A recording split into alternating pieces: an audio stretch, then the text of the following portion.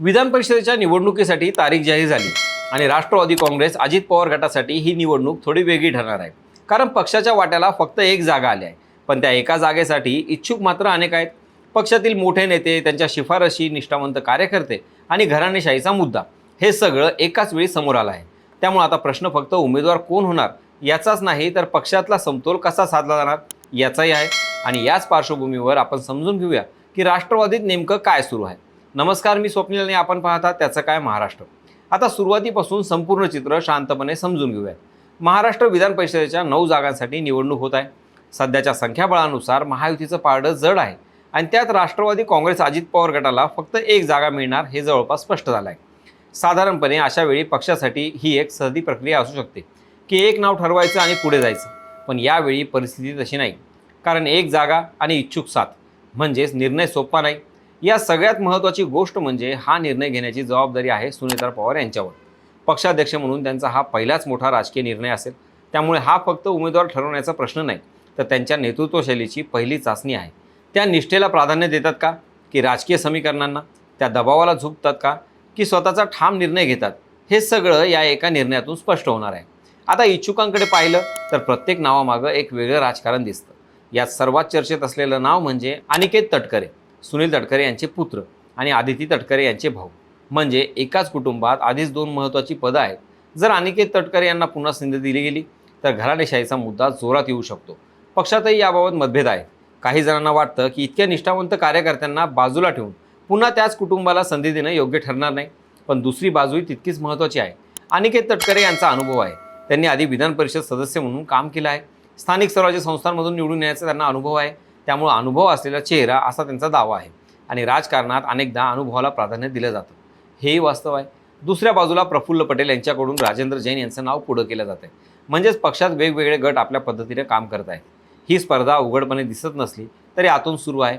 आणि इथेच सुनेत्रा पवार यांच्यासमोर मोठं आव्हान उभं राहतं. ते म्हणजे सगळ्यांना नाराज न करता निर्णय घेणे. अमोल मिटकरी यांचं उदाहरणही इथे महत्त्वाचं आहे. ते अजित पवार यांचे निष्ठावंत मानले जातात.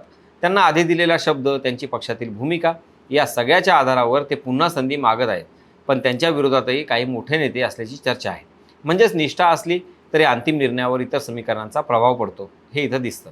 याशिवाय झिशान सिद्दीकी, आनंद परांजपे, उमेश पाटील अशी नावंही चर्चेत आहेत.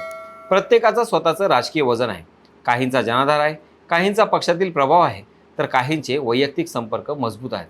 त्यामुळे ही फक्त नावांची यादी नाही, तर प्रत्येक नावामागं एक वेगळं राजकीय गणित आहे. आता या सगळ्या प्रक्रियेत आणखी एक महत्त्वाचा मुद्दा म्हणजे पवार कुटुंबाचं वर्चस्व.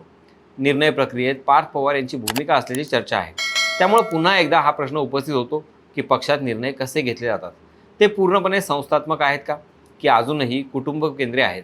जर या निर्णयात निष्ठावंत कार्यकर्त्यांना प्राधान्य दिलं गेलं तर पक्षात सकारात्मक संदेश जाईल.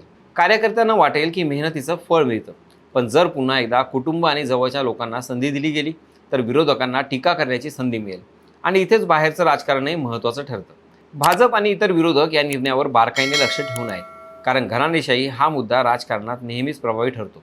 आणि जर राष्ट्रवादीने असा निर्णय घेतला ज्यातून हा आरोप बळकट होतो तर त्याचा राजकीय फायदा विरोधक घेऊ शकतात.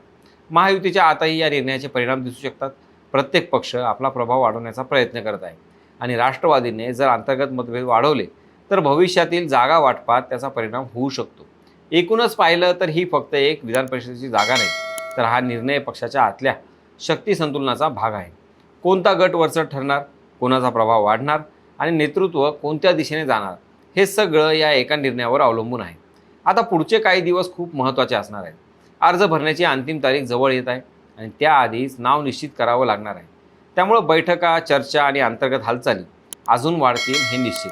आणि शेवटी निर्णय कोणाचाही झाला तरी त्याचे पडसाद पक्षात आणि बाहेर दोन्हीकडे उमटणार हे मात्र नक्की. काही जण समाधानी असतील तर काही नाराजही होतील. पण राजकारणात प्रत्येक निर्णयाची किंमत असते आणि इथे ती किंमत थोडी मोठी असू शकते. मग आता पाहायचं इतकंच की सुनेत्रा पवार कोणता मार्ग निवडतात, निष्ठेला प्राधान्य देतात की राजकीय समीकरणांना. आणि या निर्णयातून राष्ट्रवादी काँग्रेसची पुढची दिशा काय ठरते. तुमचं काय मत आहे? या एका जागेसाठी योग्य उमेदवार कोण असावा आणि पक्षाने कोणता निर्णय घ्यायला हवा, कमेंटमध्ये नक्की सांगा.